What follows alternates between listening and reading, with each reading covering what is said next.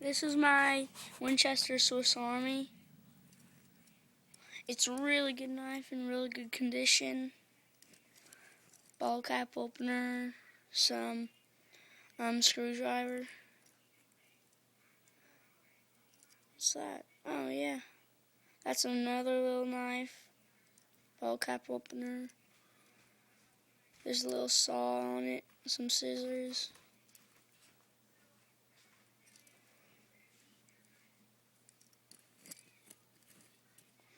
The back doesn't have a lot, really, any, but you can wood on the back, but it won't do anything. You could probably glue it back on, but I've dropped it, so that was just my fault.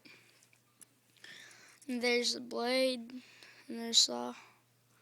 It's kind of shiny. It's kind of dirty. I'm gonna clean it.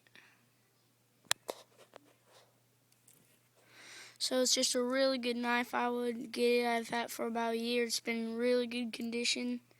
You can buy it at Walmart for about 30 odd bucks. And it's just a great knife. I could recommend this knife for 10 to 11-year-olds. Thank you for watching. Bye.